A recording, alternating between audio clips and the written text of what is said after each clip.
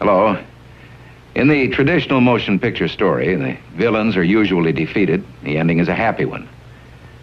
I can make no such promise for the picture you're about to watch. The story isn't over. You and the audience are part of the conflict. More human beings were slaughtered in the 20th century than in all previous centuries combined.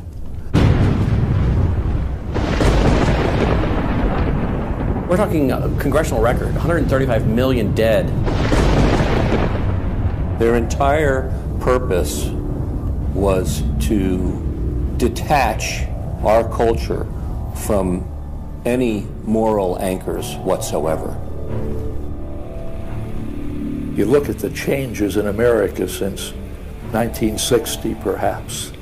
The whole culture's been transformed.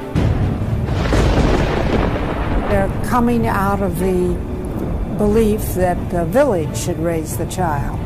And the village means the government. They have deliberately destroyed the American family, understanding that's the foundational block that builds a society. We've come from Norman Rockwell's America to Hugh Hefner's America. If we lose the Judeo-Christian framework, we're lost forever. While the USA goes around the world expounding on the virtues of its way of life, it is obvious that those in charge place little value on human life. They are willing to kill thousands, even millions, for profit, for power, for money, for oil and resources. The USA doesn't even value the lives of its own citizens. Witness the numerous testings of weapons, drugs, medications, pesticides, GMOs, subterfuge on its own population. One of the few developed nations that fails its citizens totally in the area of the right to adequate health care. Those who cannot afford it do not get it. Financially, mentally, and physically robbed by politicians, banksters, and industry without the capacity to understand how to care for themselves, they end up homeless on the street, begging for money, being robbed, being beaten, being hungry, committing crimes because they have no choice. Then there are the families. The lives of these families are becoming pure hell. There is violence, destruction, and threats. An all-out attack from the health system, the government, law enforcement, and even neighbors. The state itself is ultimate. If there's nothing, no law higher than the state, and if there's no law higher than the state, there's no appeal against it. They're training them for the collective, and a collective mindset and a dependency mindset.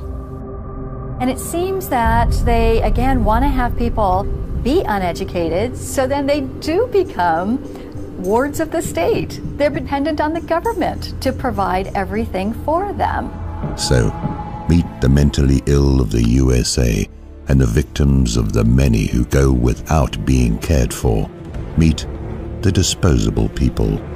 The political pundits and politicians have started a mantra about gun control in order to gain more control over the population. It's not the guns, stupid. It's the lack of care for your own people. It is suggested that the USA get its own house in order before dictating to the rest of the world. Use the many blessings and resources of the land, the people, for your own, and not for trotting around the globe, killing others for profit, whilst those at home suffer. The capitalist system sees people as a disposable commodity, to be thrown out if not productive or useful in some way. The American dream. You have to be asleep to believe it. Once people figure it out, they're going to do what people everywhere do. They're going to start protesting, and they're going to start revolting. And when that happens, that's when the powers that be feel threatened, and they use the power that they have.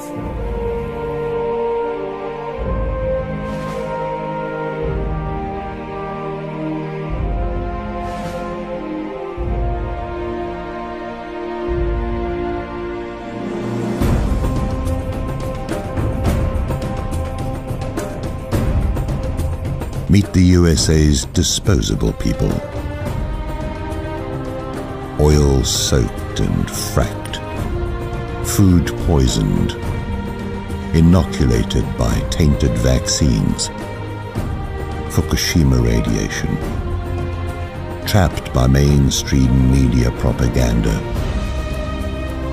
spied upon by government, impoverished, murdered. A homeless empire created by and destroyed by the U.S. military-industrialist complex. Treated like garbage. Promulgated by the same shady cast of characters responsible for embroiling us in the endless war on terror in the first place. Americans, the disposable people. Shalom.